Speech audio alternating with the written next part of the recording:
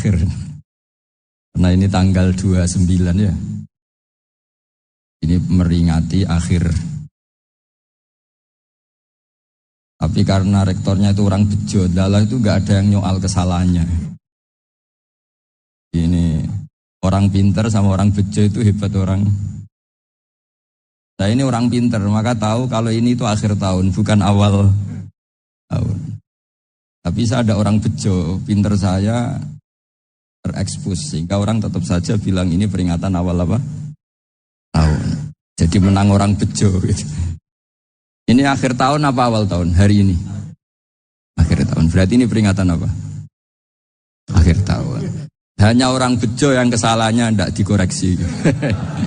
Jadi ini alhamdulillah. Jadi ya tapi ini kesalahan yang tidak maksiat. Insya Allah dimaafkan Allah Subhanahu Wa Taala ini karena kesalahan itu ada dua. Ada kesalahan yang maksiat, ada kesalahan yang tidak maksiat. Saya punya komitmen terhadap agama ini. Baik tadi yang dikatakan Pak Rektor, ada unsur ulama, ada unsur habaib, ada unsur pengusaha, ada unsur birokrat. Di antara kenangan-kenangan saya dari Syaifina guru kita bersama Kiai Haji Maimun Zubair, beliau itu sering dawuh, sering ngendikan. Dan itu saya sampaikan juga ketika 7 hari wafatnya Agus Robah, cucu Mbah Maimun, putra Agus Robah. Di antara yang beliau katakan itu adalah sok hak agama itu sing gawe pegawai negeri. Itu berkali-kali beliau ngendikan gitu. Ya saya agak bantah. Nah, kalau santri bah, santri karuan mesti gawe agama, tapi sok ben sing gawe pegawai negeri. Setelah saya jadi kiai dan penelitian, saya itu berkali-kali didatangi dokter, tentara, juga polisi. Mereka sering bilang gini, Gus saya ini dokter negeri. Saya ke NTT, ke Papua, karena saya muslim, berkebutuhan Islam, maka dibikinkan musola, dibikinkan masjid. Kalau kiai tidak bisa, bikin sendiri urunan mau narik siapa. Gitu. Mau narik tarikan di jalan yang mau nyumbang siapa. Tapi kalau kebutuhan negara, karena tugas negara, ya difasilitasi negara dan tidak dianggap misionaris karena negara. Itu juga di beberapa negara yang non-muslim kayak di Argentina, di Venezuela itu ada masjid, ada kajian Islam ya karena duta besar. Dan itu aparat negara. Disinilah kearifan para ulama berkoalisi dengan umarok dengan makna yang positif bahwa agama ini harus ditopang umarok, sistem negara. Tentu di situ ada tentara, ada polisi, ada macam-macam. Kita sebagai kiai juga enggak berdaya di depan para bandar narkoba apa-apa kalau enggak ada BNN. Kita mau apa dengan korupsi kalau enggak ada KPK. Sehingga kearifan para guru-guru kita, mulai Mbah Maimun, bapak saya sendiri, NU, Muhammadiyah, semua ormas-ormas Islam itu pasti maulah kerjasama. Karena kita siapa ya? Kalau enggak kerjasama. Dan di antara pesan Rasulullah SAW adalah yaduwahi ma'al jamaah. Jadi kebersamaan itu sudah berkah. Fa inna yadallahi ma'al jamaah. Jadi berkah. Lalu kenapa saya kalau ngaji bawa kitab? Ini agak sebetulnya itu lazim. Lazim itu suatu yang harus. Tapi karena kelamaan mubalek itu tidak pakai kitab. Seakan-akan bawa kitab itu yang aneh. Sebenarnya aneh mereka. Karena begini logika simpelnya ya. Umat Nabi ini berhak dapat apa coba? Berhak dapat warisan yang paling luhur, paling hebat, paling jernih. Apa itu Quran dan hadis? Pertanyaannya, siapa yang paling punya hak otoritatif untuk menerangkan Quran hadis? Ulama. Ulama yang mana? Ya yang kapabel, yang sudah diakui dunia, kayak Imam Ghazali, Imam Bukhari, Imam Syafi'i. Artinya kalau kita tidak pakai materi, itu ulama mendapat pikiran kita, bukan mendapat pikiran mereka. Saya ulang lagi, kalau kita tidak pakai materi yang otentik, yang orisinil, umat ini mendapat pikiran kita, bukan pikiran mereka. Maka saya berusaha supaya teman-teman atau semua umat Islam dapat pikiran-pikirannya Imam Ghazali, pikiran-pikiran Imam Bukhari, pikiran-pikiran Abdul Qasim Al-Junaidi, kejernian-kejernian Abu Yazid Al-Bustami. Kejernian itu diantaranya adalah misalnya makalah yang menurut saya itu makalah yang super. Jadi untuk ngadepi krisis karena COVID atau karena apalah. Itu lama dulu sederhana sekali. Beliau punya rumus yang mungkin jarang didengungkan orang, tapi saya akan kampanye rumus ini. Al-istighna Hakikatul istighna itu adalah al-istighna anis syai' labihi. Jadi pemenuhan kebutuhan yang sebenarnya adalah kita berusaha menghindari sebanyak mungkin kebutuhan yang sekunder, yang enggak penting. Bukan memenuhi semua yang kita inginkan. Jadi misalnya begini ya, kalau kita lapar, itu keinginan kita itu makan enak apa asal makan? Tentu jawabannya asal makan yang sehat. Tapi kalau nuruti nafsu kita, makannya yang enak, teman makan ya enak. Terus di warung yang favorit. Ini kan satu kebodohan. Kenapa untuk makan saja butuh definisi sekian banyak? Yang kita harus kecewa, warung favoritnya bisa sudah tutup. Atau kita ke sana harus macet. Ribet. Yang benar-benar arif dan bijaksana itu adalah al-istighna anisya. Sesuatu yang tidak mendesak itu jangan jadikan kebutuhan. Sehingga kalau kita puasa misalnya, semua makanan itu enak karena kita sangat lapar. Sehingga Abul Qasim Al-Junaidi ketika ditanya, ma'idamu to'am, lauk makanan itu apa? Jawabannya lucu, alju, lapar. Kalau kamu lapar ya semuanya enak. Ini sudah mulai hilang. Kita bilang makan enak itu ya sate, ya gulai, ya pizza yang kita senang. Akhirnya apa? Untuk nikmatnya Allah itu kita jadi ribet. Apalagi yang orang-orang fasik harus ditemani perempuan yang tidak halal misalnya, atau harus ada ajudan, ribet. Nah pertanyaannya, orang yang ribet sama yang gak ribet itu pinter mana?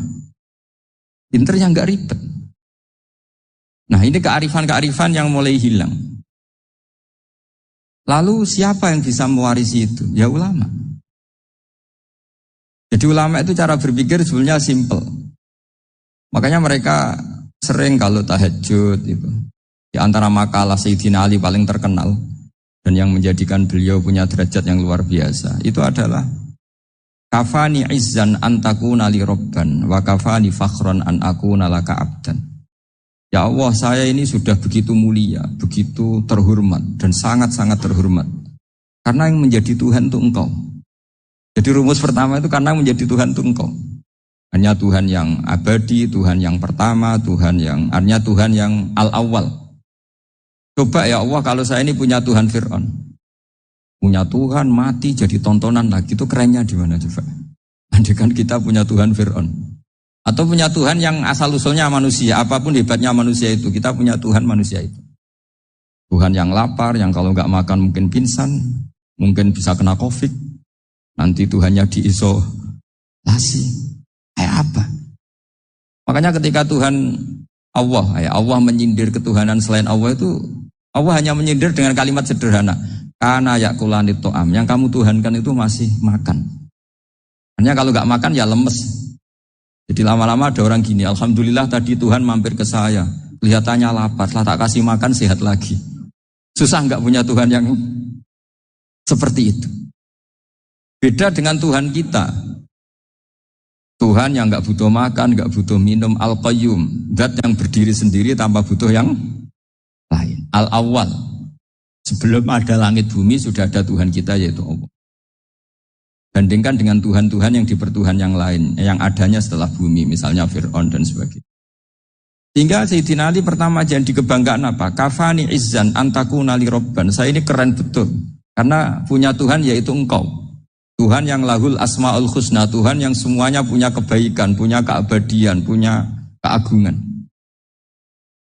Terus wa kafani fakhron an akuna laka abdan, dan saya bangga sekali karena saya menjadi hambamu. Kalau saya jadi hambanya Pak Rektor ribet kan? Sudah tak hormati ternyata nanti tidak rektor. Ya kan ribet kan? Terus pokoknya ribet. Jadi budaknya manusia itu ribet. Makanya ada seorang wali datang ke temannya yang jadi presiden atau jadi raja. Datang ke situ karena tidak punya uang, mau minta uang karena temannya raja. Setelah sampai sana ternyata temannya ini karena orang soleh pas berdoa, ya Allah saya minta ini, minta ini, minta ini. Terus si wali tadi pulang. Kenapa kamu pulang? Ternyata dia sama, masih minta-minta kayak saya. Jadi sederhana dia. Sama-sama minta kamu, minta zat yang kamu mintain katanya. Jadi dulu itu orang itu sebegitu dekat dengan Allah. Sehingga si raja ini terus ketemu wali tadi tanya, kenapa kamu menyepelekan saya? Padahal sekarang saya raja. Ditanya sama wali tadi, karena temannya.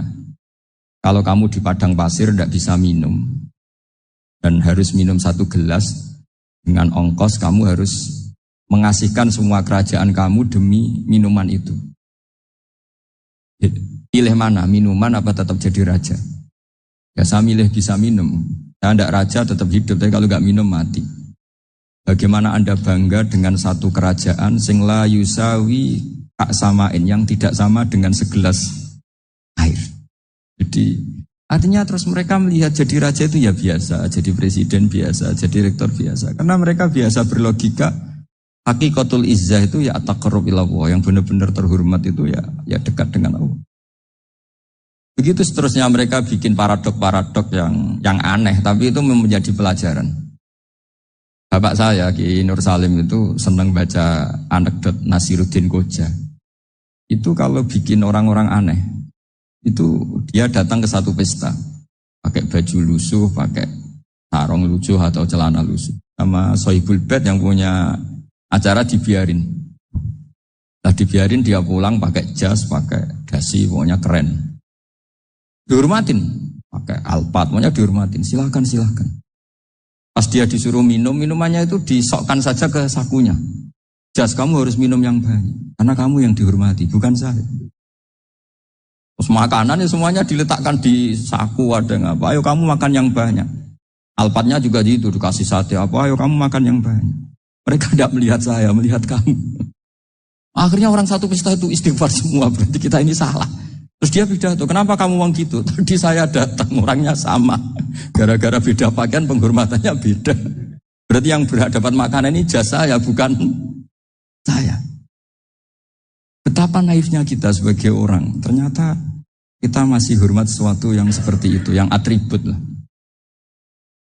Jadi orang-orang sufi itu orang yang bisa menertawakan dunia. Akhirnya ya, pertama dia dianggap orang gila, masa jas dikasih makan, dikasih minum. Tapi secara fikih dia benar, haram dia makan.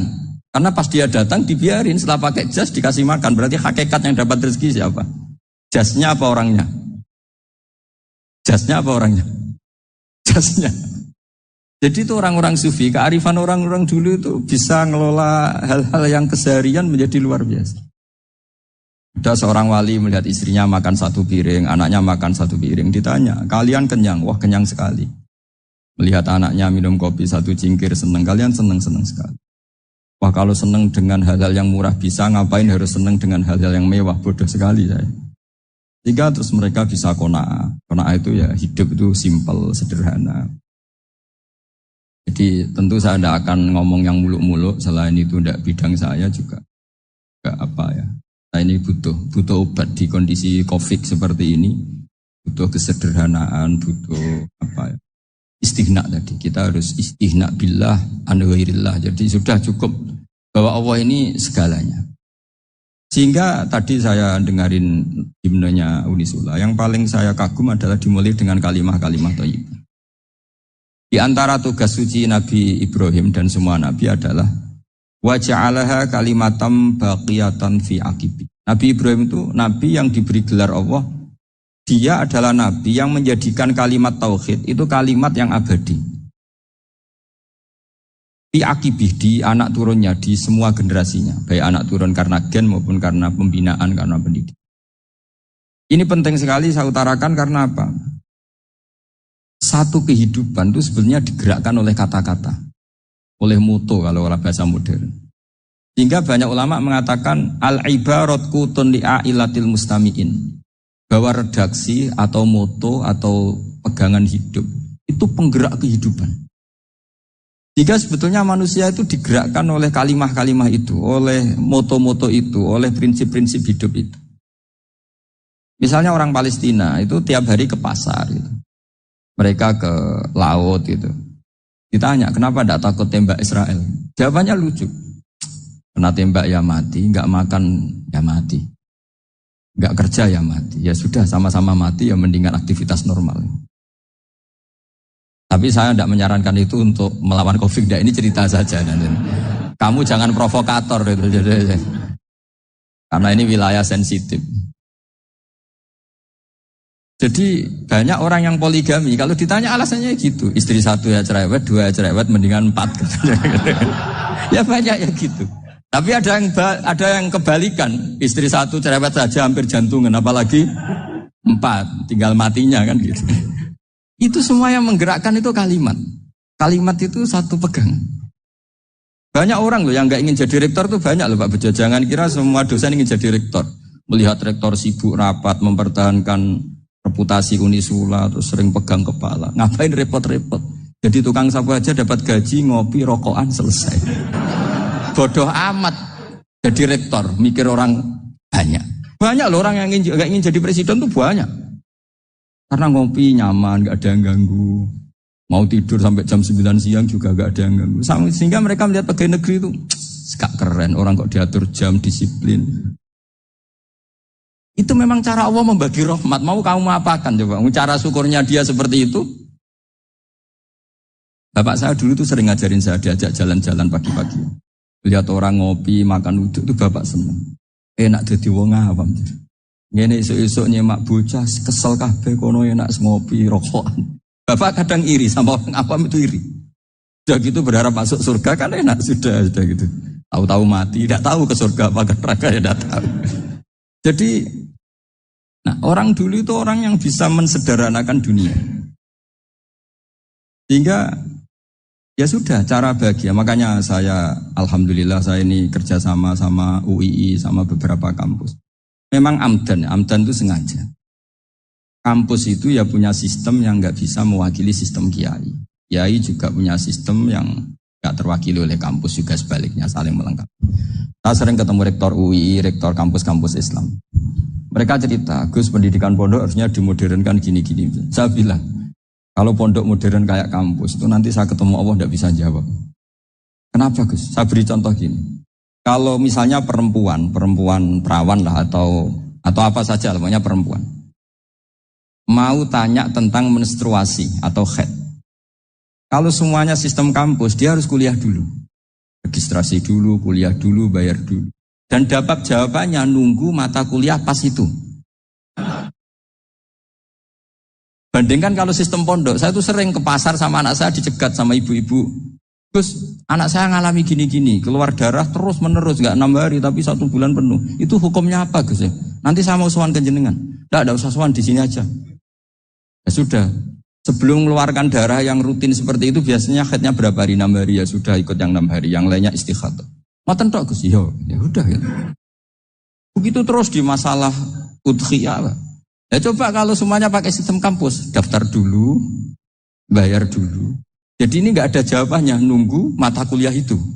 Baru dapat jawaban, itu biasa nggak sholat bertahun-tahun karena belum ada jawaban tentang itu.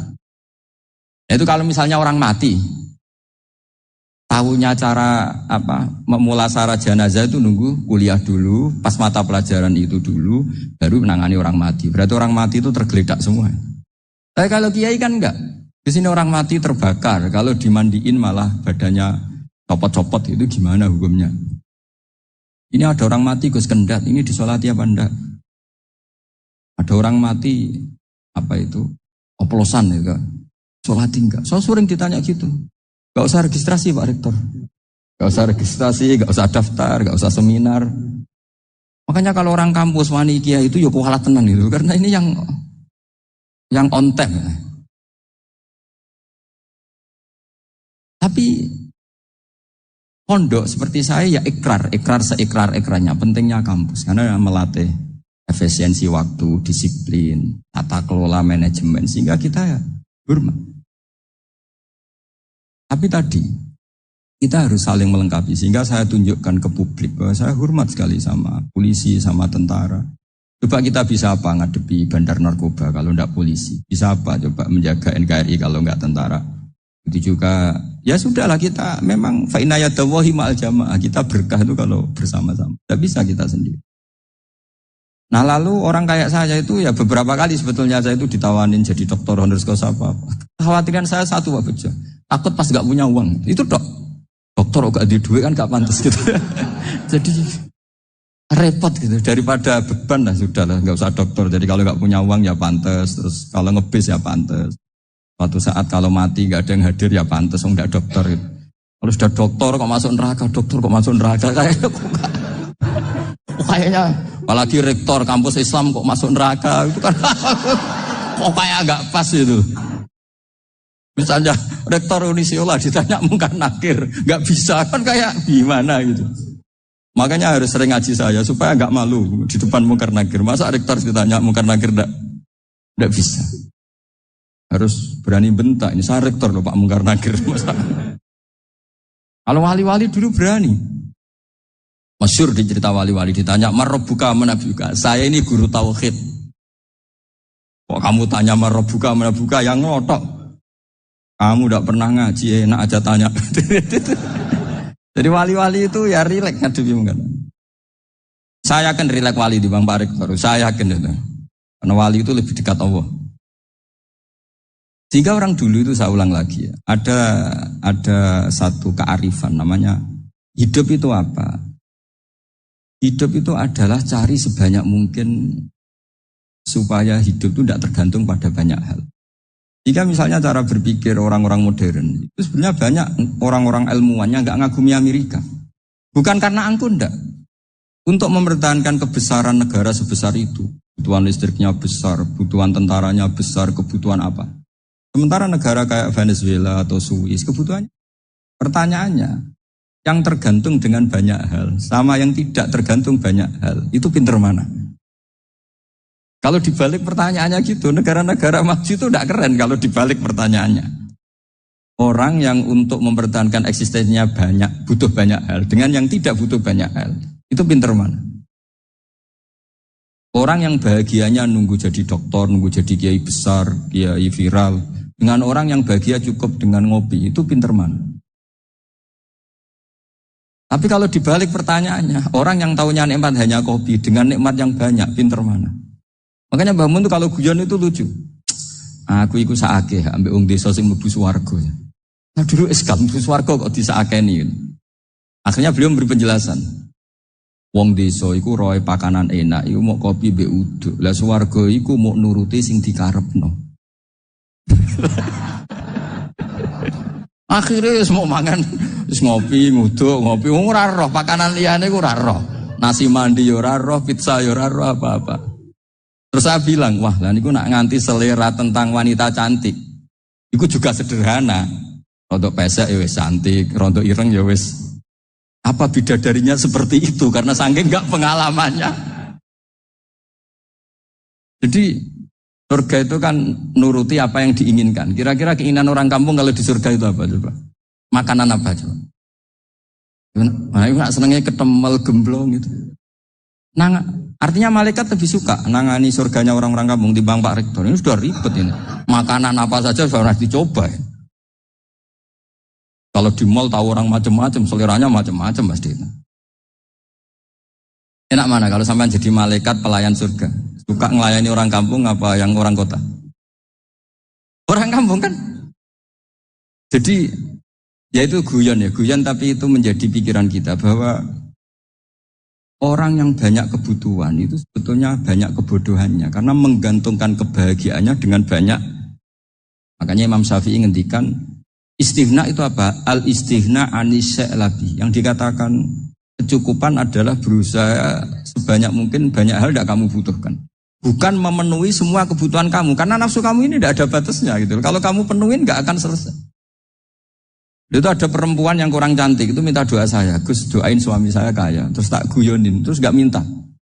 Kalau suami kamu kaya. Yang pertama dirubah itu apa? Rumah Gus supaya rumah saya bagus. Kedua apa? Mobil supaya mobil saya bagus. Nanti yang dievaluasi itu kamu. Mobil bagus, Alphard, rumah mewah, istrinya. Kamu pasti itu dievaluasi. Langsung, enggak usah. Sudah gini aja. Jadi pertama yang dievaluasi itu, kaya itu, coba kalau suami kaya itu yang dievaluasi pertama, rumah ya. Rumah ganti, setelah itu apa? Mobil. Kira-kira berikutnya. Akhirnya sudah enggak jadi. Nabi Ibrahim itu pernah minta umur panjang. Umur panjang. Sama Allah enggak dijawab. Datang orang tua gitu mertamu ke Nabi Ibrahim.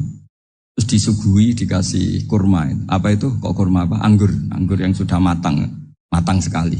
Ya. Dimakan. Setelah dimakan meler keluar lagi. Dimakan lagi meler lagi. Terus Nabi Ibrahim masuk lagi ke kamar. Ya Allah, doanya tak cancel. Nanti kalau saya tua kayak itu. Jadi Allah itu gak jawab langsung tapi ngirimkan itu. Akhirnya ya Allah gak jadi. Nanti takut itu. Saya pernah ngalami jadi kiai tadi ada ibu-ibu ya gak pati cantik lah. Suaminya itu miskin sekali. Minta doa saya supaya kaya. Bareng tak kasih pertimbangan itu udah gak usah gak jadi. Jadi itu kearifan. Tapi kearifan ini harus kita tanamkan. Saya gak bisa membayangkan Indonesia yang besar ini. Andai kan gak ada qanaah. Nerimo ing pantum. Coba sekarang ada COVID. Andai kan Indonesia tuh kayak Perancis. Beberapa kali punya tamu orang yang hidup lama di Perancis. Bahkan dapat istri orang Perancis. Dulu gak begitu mencintai Indonesia. Tapi setelah di Perancis 2 tahun, wah Indonesia hebat. Di Perancis tuh kata dia kalau cerita. Kebutuhan masyarakat itu dibebankan ke negara. Apa saja minta negara, apa saja soal negara. Sementara Indonesia, coba kalau Indonesia mengalami seperti ini kok tidak ada qanaah rimo ing pantum, bisa kios Indonesia. Orang miskin nyalahkan negara, kelaparan nyalahkan negara, apa saja. Ini barokahnya dididik kiai, jogeman nyalahno wong liya. Urip romo ing pantum, biame. Sampai gak ngerti kalau Covid. Banyak tuh orang-orang kampung itu, orang lugu-lugu itu. Bah niki saking Covid, salam ning Covid, muga-muga umure panjang. Dikira Covid itu nama orang yang ahli sosial itu. Bah niki dana saking Covid. Matur nuwun sampekno salamku, muga-muga umur panjang. Bingung kan yang nganterin ini. Ini gimana yang mau menjelaskan? Memang enggak paham. Ribet kan. Tapi saya pastikan bahwa dengan keadaan seperti ini kita bahagia, kita stabil. Itu jelas barokahnya kalimat tadi, moto tadi atau pegangan hidup tadi. Makanya disebut al-ibarat qutun li'ailatil mustami'in. Bahwa redaksi atau kata-kata atau pegangan atau filosofi hidup, apalah namanya itu adalah penyemangat. Penyemangat. Karena kata-kata ini memang luar biasa. Ketika sahabat perang demi kebenaran, zaman itu ya pasti benar karena yang dibela Nabi. Dulu itu kan enak zaman Nabi, yang dibela mesti benarnya, musuhnya mesti salahnya. Jika dulu itu memang harus tegas. Kalau sekarang mau tegas gimana? Yang kamu bela tidak mesti benar, musuhnya tidak mesti salah. Ribet kan kalau misalnya saya tukaran sama Pak Rektor, kamu mau bela mana kan bingung. Saya tidak mesti benar, saya tidak Nabi. Pak Rektor apalagi tidak mesti benar lagi kan. Ribet kan. Jadi kalau kita mau perang sekarang itu mau pede gimana? Enggak. Makanya banyak ulama sekarang tuh mau tegas tuh enggak berani karena ya banyak hal yang abu-abu lah wilayahnya. Misalnya pilihan presiden atau pilihan bupati, pilihan menteri. Kamu mati-matian bela itu. Yang kamu bela tidak mesti benar. Musuh kamu tidak mesti. Misalnya pilihan bupati. Wah ini kabupaten ini baik kalau bupatinya ini. Yang satu bilang ini. Terus tim suksesnya kamu tanya. Kamu yakin? Ya tidak juga.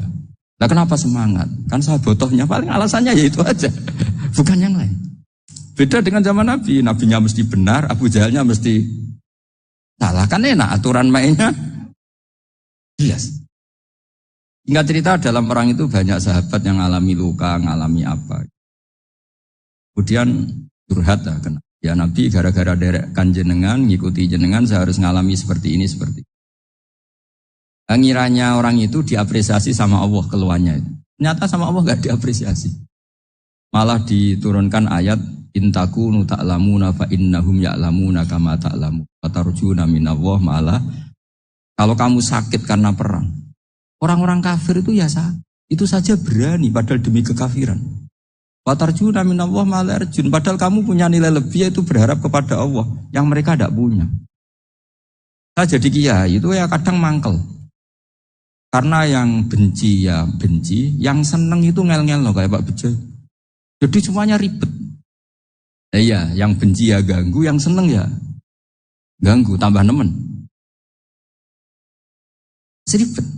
Tapi kalau sudah ingat bandar narkoba. Mereka berhadapan dengan polisi, kadang ditembak karena kesalahannya terlalu fatal. Antar persaingan mereka juga bisa tembak-tembakan karena merebut pasar narkoba. Itu saja mereka berani. Kok kita yang jadi kiai kadang dicium tangannya, dihormati gak berani, hanya takut musibah-musibah kecil lah, atau problem-problem kecil. Nah iya, kalau kita bandingannya gitu. Kalau kamu mau tahajud kedinginan, itu masih nanti dihisab Allah itu gitu. Maling ayam itu keluar malam-malam, hanya dapat ayam. Itu gak takut dingin. Ya gak takut digebuki masa. Kamu mau tahajud aja takut dingin. Makanya nanti hisabnya orang soleh itu nanti dijajarkan orang dolim. Terus diperbandingkan. Wah itu habis kamu kalau itu.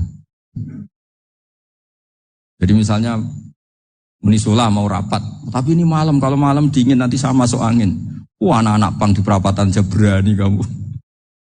Kalau sudah perbandingannya gitu tuh ribet kita nanti. Makanya itu kalimat itu moto atau filosofi hidup. Jika diulang lagi nasihat itu.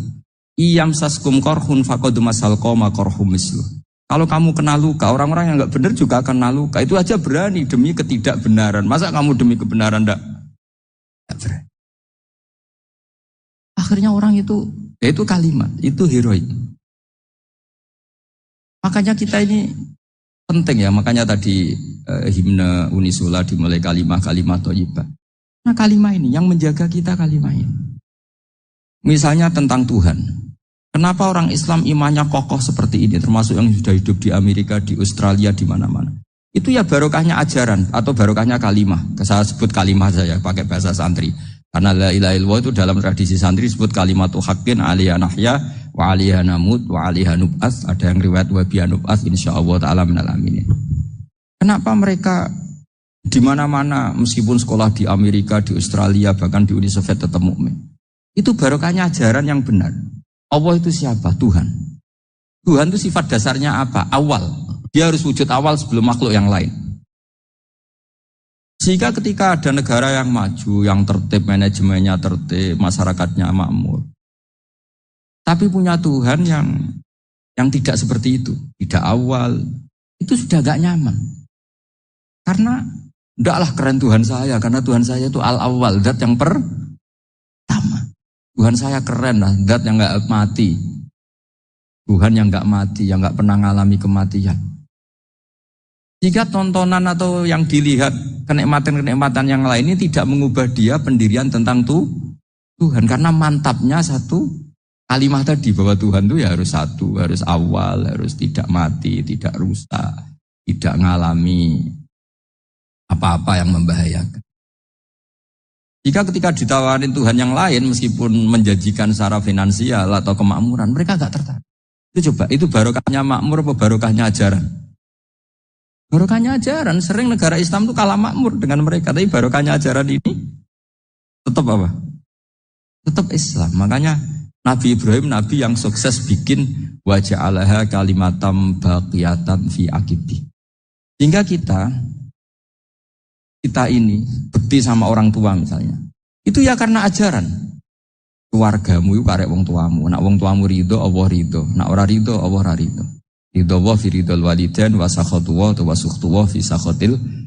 Sehingga ketika ada orang tua yang agak brengsek gitu, anak-anak tetap hormat. Punya orang tua yang miskin, yang sudah miskin, tukang tombok nomor, banyak kan di kampung gitu. Ya tetap hormat. Coba kalau dari awal kita ngajari orang tua kamu hormati ya, kalau baik, kalau tidak usah. Bisa geger Indonesia. Tapi barokahnya ajaran-ajaran itu Indonesia tertib karena ada ajaran. Dan ini di sini pesantren dan Unisula semua harus berkontribusi membuat ajaran yang benar itu adalah ciri utama Islam. Hingga Islam ini dimulai dengan ajaran kalimatu haqqin alaiha nahya wa alaiha namut. Sehingga kita tenang seperti ini. Saya ini termasuk kiai yang tenang. Meskipun kata orang banyak saya ini kiai besar, tapi termasuk kiai yang paling tenang. Termasuk yang paling tenang. Karena saya ini pakai mazhab orang-orang hebat. Saya berkali-kali cerita, orang kayak Imam Syafi'i itu orang yang luar biasa. Saya berkali-kali cerita, orang yang tadi nyium tangan kamu ya Imam Syafi'i, di belakang tuh ngerasani kamu, menghujat kamu. Jawabannya enak saja. Berarti saya alhamdulillah orang yang wibawa. Buktinya di depan saya nggak berani. Jadi enteng saja. Diceritain sebagian kampung, sebagian separuh dari warga kamu itu nggak suka kamu. Ya bagus lah nggak suka saya, nggak akan utang duit saya. Di mana-mana orang utang itu karena teman dekat. Kalau nggak seneng pasti minimal nggak utang, nggak pinjam mobil, nggak pinjam apa. Berkah mana yang seneng sama yang gede? Jadi dianggap enteng saja. Semua yang dialamin dianggap enteng saja. Hanya punya istri pemarah, ya baguslah marahin suami. Kalau marahin tonggo malah ribet. Jadi kamu harus terima kasih kalau dimarahin istri. Baguslah marahin saya mah, kalau marahin tonggo ribet. Jadi enteng saja. Tapi kita sekarang tuh karena nafsu ya, sehingga menghadapi hidup ini ribet. Ulama dulu kalau mau mati itu senengnya bukan main. Udah lama saya ini ingin gak maksiat. Kayaknya gak maksiat paling efektif itu mati. Ya tidak apa-apa Gusti, kalau sebaiknya mati ya mati aja. Enteng saja. Jadi melihat kematian itu akhir dari segala keburukan atau potensi keburukan. Apapun baik kita sekarang, suatu saat mungkin kita gak baik. Yang bisa menghentikan ketidakbaikan atau potensi ketidakbaikan itu apa coba? Mati kan? Berarti mati itu mengerikan apa menyenangkan? Kamu tidak berani menjawab. Meskipun secara ilmu kamu berani, tapi secara rasa gak berani kan? Saya ulang lagi ya. Yang bisa menghentikan keburukan atau potensi keburukan. Itu apa coba? Apa? Kematian. Berarti kematian itu menyenangkan atau menyusahkan? Apapun kamu tidak berani jawab karena kamu agak-agak duniawi itu kelihatannya. Tapi secara ilmu, kamu tahu kan kalau mati itu tidak buruk-buruk banget. Karena apa? Itu akhir dari segala buruk. Sehingga Nabi ngajarkan kalimat itu begitu luar biasa. Allahumma ahyini maka natil hayatu khairan li. Wa tawaffani maka natil wafatu khairan li. Nabi melihat dunia itu begitu indah. Ya Allah, kalau saya ini hidup, anggap saja hidup ini ziyadatan li fi kulli khairin, menjadi modal saya menambah segala kebaikan. Jika suatu saat saya mati, anggap mawon rohatan li min kulli syarrin, itu akhir dari segala keburukan saya. Jika mati hidup ya baik karena di situ kita bisa berkontribusi beramal soleh. Mati juga baik karena mengakhiri segala keburukan. Nabi nate ngendikan lagi, ajaban li amril mu'mini inna amrahu kullahu khair. Orang mukmin itu mengagumkan, semuanya baik. In asobathu na'ma syakara fakana khairan lah. Kalau baru dapat nikmat, dia syukur. Maka itu baik. Wa in asobatu dorro sobaro. Kalau dapat masalah mereka sabar. Itu juga baik. Jika orang mukmin dua sisinya pasti. Itu juga kalimat, maksudnya moto atau pegangan hidup. Nah berikut ini saya beri contoh, ini kenangan saya. Ini contoh terakhir. Masalah jadi orang terkenal maupun tidak. Di sini dicontohkan Imam Ghazali di halaman 367 di kitab saya 367. Jusnya 3 di kitab Ihya Ulumuddin. Di sini beliau cerita betapa untuk menjaga ikhlas sebaiknya orang itu tidak terkenal, tidak syuhrah, tidak terkenal. Oke, itu kita sepakat ya, karena kalau terkenal mungkin orang dipaksa publik dengan tanda kutip untuk selalu berbuat baik, tapi karena jaim lah, jaga image atau apa. Tapi ketika dibalik pertanyaannya, kamu rela yang terkenal itu orang nggak benar, sementara yang orang benar itu nggak terkenal.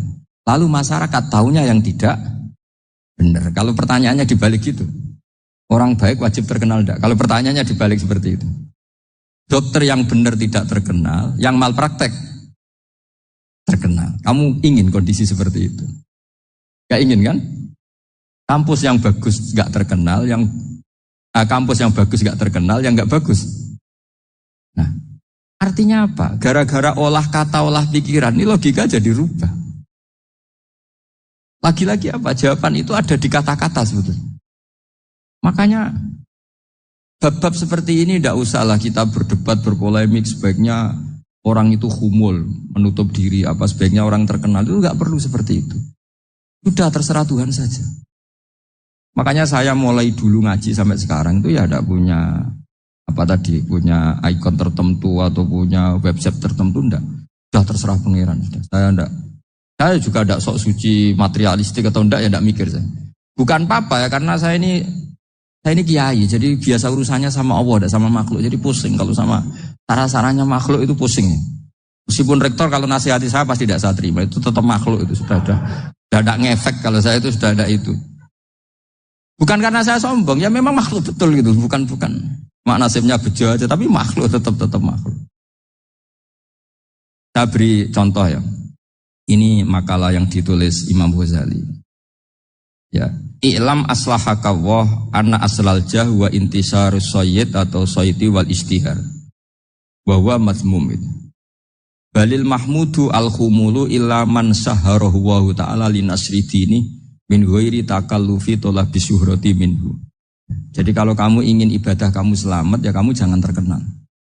Tapi resikonya adalah kalau kebaikan itu tidak terkenal, maka enggak dikenali. Kalau enggak dikenali berarti masyarakat hanya punya percontohan yang tidak baik. Karena yang baik tidak terkenal.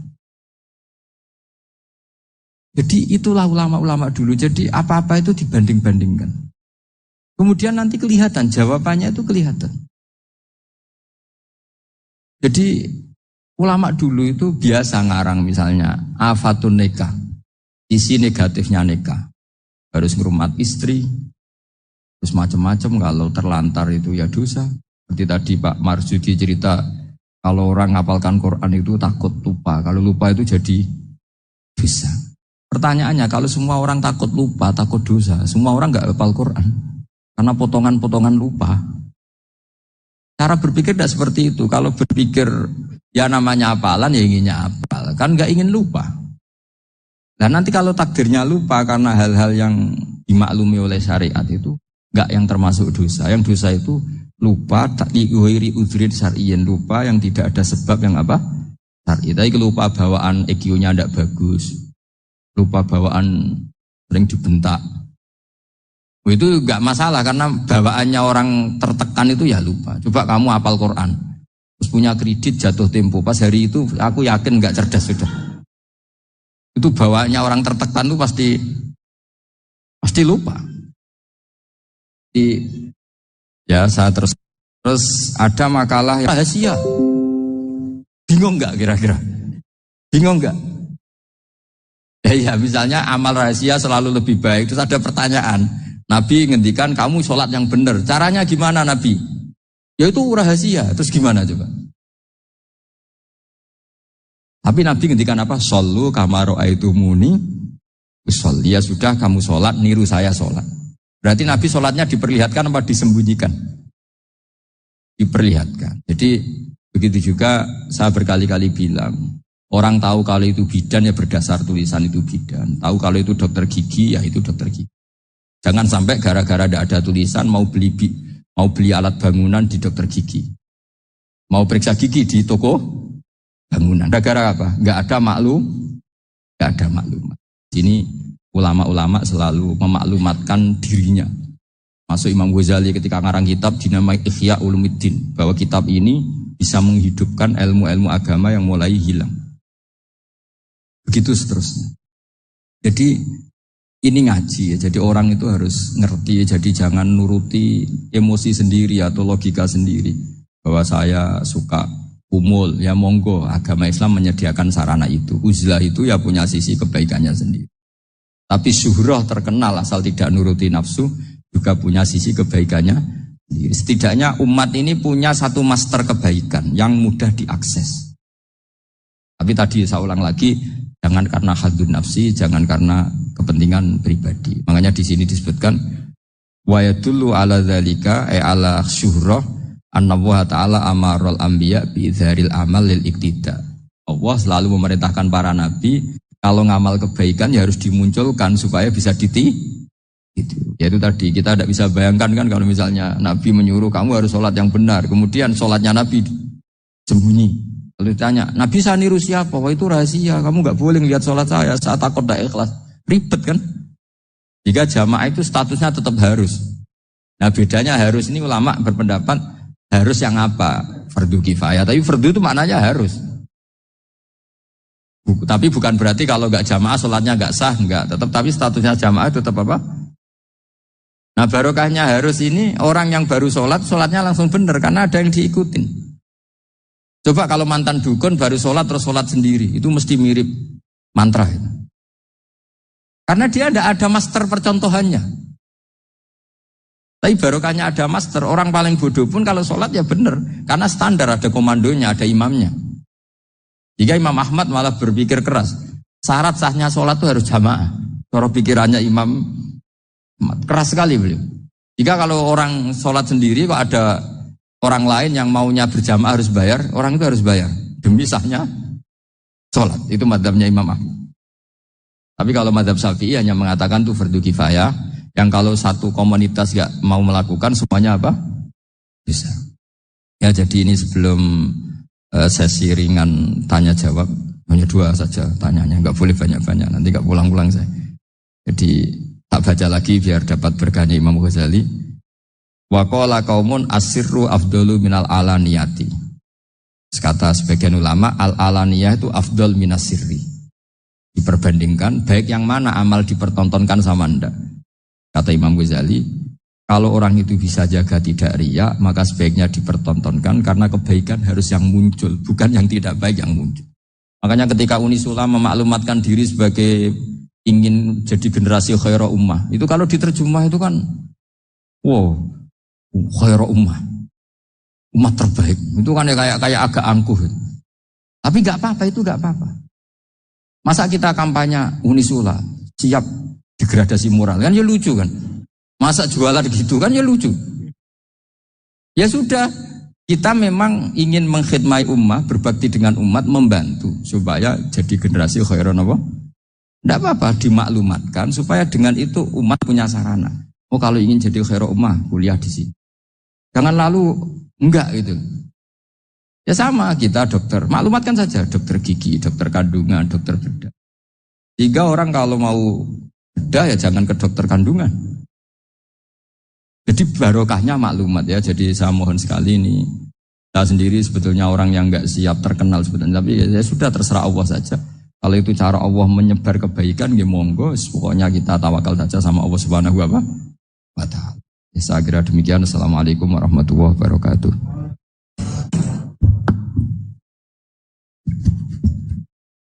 Matur suwun, Gus. Alhamdulillah. Sesi tanya jawab. Gus, 2 nggih. Ya, ini ada dari Yogi Banjarmasin, satu tipe dengan Ahmad Banyuwangi, satu tipe dengan Rizka Pekanbaru. Yang dari Banjarmasin itu, Gus mohon izin ngaji lewat jarak jauh, baik melalui YouTube ataupun lewat medsos. Namun sanadnya bagaimana Gus? Sebab masa kini belum bisa ketemu langsung. Terus Rizka Pekanbaru ini trik mendidik akidah anak sejak dini, pripun. Terus Ahmad Banyuwangi ini bagaimana kaum milenial, ini karena setipe Gus, generasi XYZ yang lahir tahun 2000-an, bagaimana membuat menarik belajar tasawuf bagi generasi anak-anak. Namun niku. Tapi setunggal tipe nih tasawuf. Bagaimana belajar tasawuf untuk generasi-generasi yang cik nom-nom niku. Terus satu itu tipe dengan mendidik anak. Kemudian yang nomor 2 mohon izin ngaji jarak jauh. Sanadnya pripun karena belum bisa ketemu. Begini ya, saya mungkin yang kesekian kali ya punya tamu dari Kalimantan, dari Sulawesi. Memang kalau sebagian mereka pernah mondok itu tersiksa karena ngaji saya hanya lewat virtual atau lewat medsos. Kebaikan itu pasti sudah benar. Jadi dengan ketemu langsung maupun enggak itu secara sana itu sudah cukup.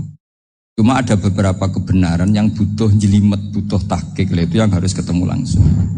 Tapi kalau yang kebenaran-kebenaran umum itu tidak perlu. Karena kebenaran itu bahasa lainnya itu al-ma'ruf. Sesuatu yang mudah dikenali oleh akal, oleh nurani, oleh komunitas, oleh sistem sosial.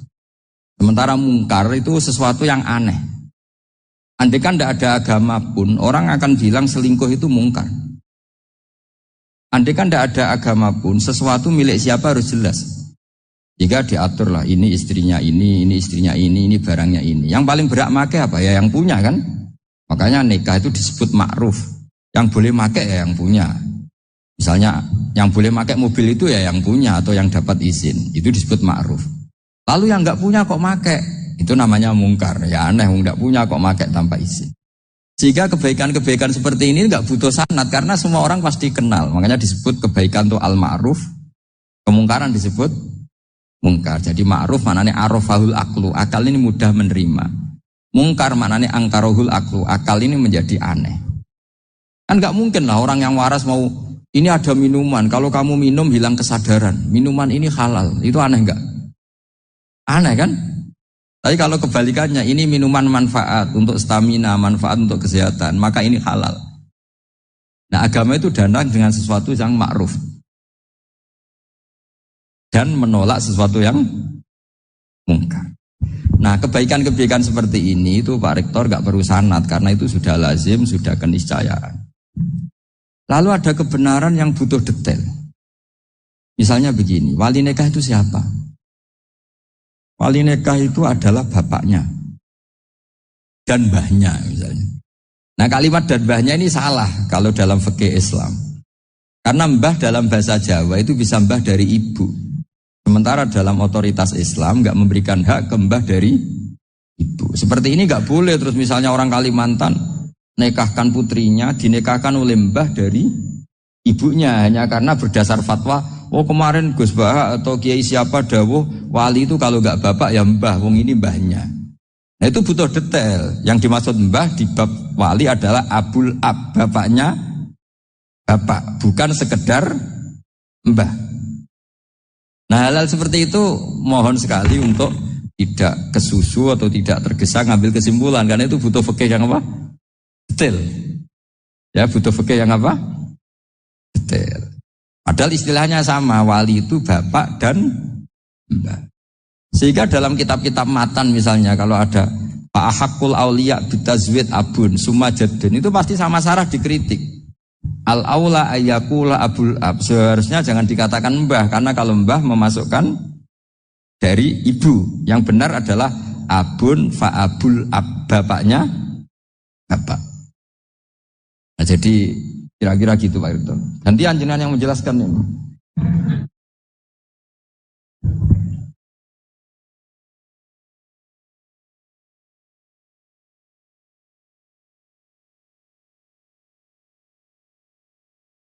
Ya kayak tadi, tasawuf maupun tauhid maupun ilmu moral apapun itu mudah sekali dididik. Ciri utama agama ini itu ad-dinu yusrun, agama itu mudah. Mudah itu artinya ya nurani nerima ya gampang, akal ya gampang, komunitas ya nerima gampang. Kayak tadi penjelasan saya tentang Tuhan. Ada orang miskin dari Indonesia, misalnya kuliah di Amerika. Dia mulai kecil tahu yang seharusnya jadi Tuhan itu siapa. Ya yang menciptakan langit bumi, sebaiknya yang jadi Tuhan itu siapa? Ya yang wujudnya paling awal. Kemudian dikasih alternatif Tuhan yang wujudnya ada tanggalnya. Keren gak misalnya? Kan terus gak keren. Tuhan sama buminya kok dulu buminya, kayaknya kok enggak lah kayaknya.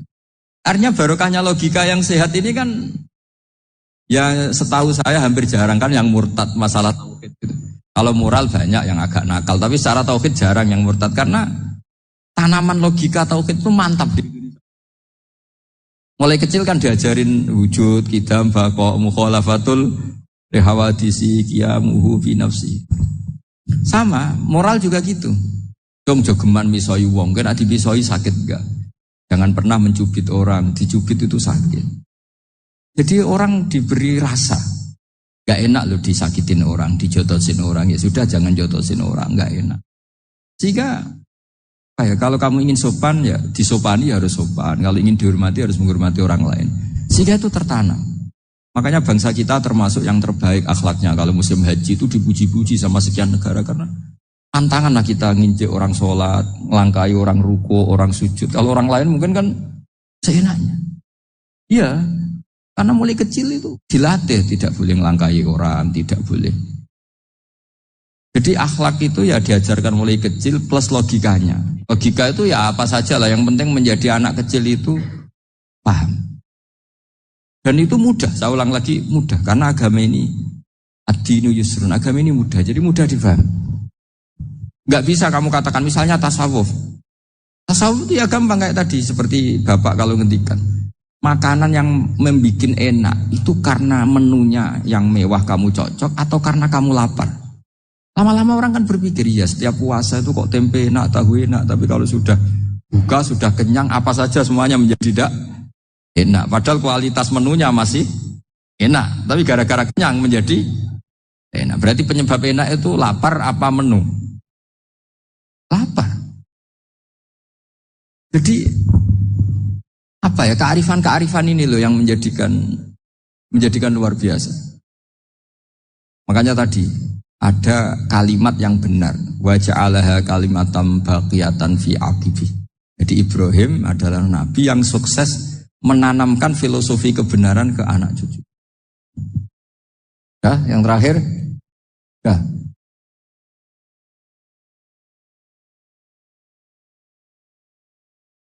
Maunya bergabung tapi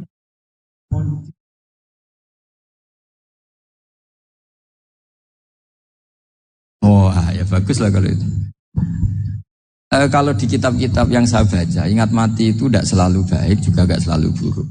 Malah kalau menurut Sayyid Abdul Al-Haddad, khusus yang para pelajar yang mencari ilmu itu tidak baik ibadahnya ingat mati.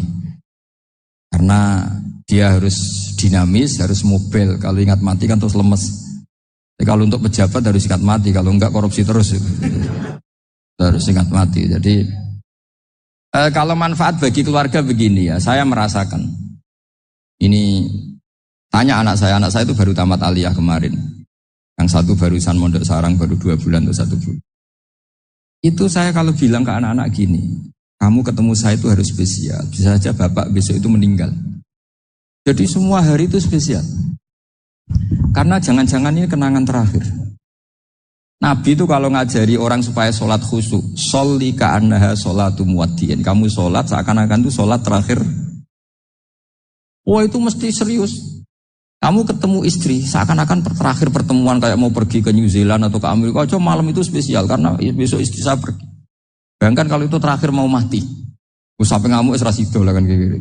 Jadi hikmah ingat mati itu makanya Nabi diantara riwayat ya. Meskipun riwayat ini diperdebatkan, tapi jelas ini satu petua yang baik. Wa'mal li akhiratika ka'annaka tamutuhud, dan kamu beramal untuk akhiratmu seakan-akan besok itu mati. Maka sholat kita akan spesial, hidup kita akan spesial karena kenangan kita terbaik ya sekarang, besok sudah mati. Hingga anak-anak saya itu sama saya itu senang sekali. Saya juga sama anak-anak sendiri. Karena kesempatan ini tidak selalu ada. Jadi tapi ada kalimat untuknya wa'mal lidunyaka i'mal lidunyaka ka'annaka ta'isu abadan. Untuk duniawi kamu seakan-akan hidup selamanya. Itu maksudnya itu rileks saja. Misalnya hari ini urusan enggak selesai, besok masih ada hidup. Enggak selesai, besok masih hidup, sehingga rileks. Tapi kalau urusan akhirat harus selesai sekarang karena besok sudah. Jadi ingat mati itu positifnya ya tadi. Semuanya akan indah. Coba orang yang mau meninggalkan Indonesia, misalnya nyuwun sewu LSM yang biasa demo atau mahasiswa yang biasa demo. Terus tawarin, besok kamu kuliah di Rusia. Itu warung apa saja kenangannya baik semua. Karena mau meninggalkan Indonesia. Tapi kalau tahu gak meninggalkan Indonesia, demo terus. Orang-orang sering demo, tawarin ke luar negeri. Kira-kira mau gak? Pasti lebih suka apa? Indonesia. Orang paling miskin yang ngeluh, terus di dunia ngeluh, gak pernah nikmat. Tawarin mati, mau gak? Gak mau kan? Jadi untuk supaya hidup ini nikmat, semuanya itu anggap kenangan terbaik Anda. Dan itu bisa saja kenangan terakhir. Hanya resepnya Nabi supaya sholat khusyuk apa? Sholli sholatam wadi'in. Kamu sholat ka'anha sholatum wadi'in. Seakan-akan itu sholat apa? Terakhir. Sehingga terus kita nyaman, kita apa. Dan kita nganggap ini sholat yang terakhir. Nanti ternyata masih lagi. Ya sudah itu sholat yang terakhir lagi. Sehingga semuanya apa? Spesial. Begitu Pak Rektor. Matur suwun.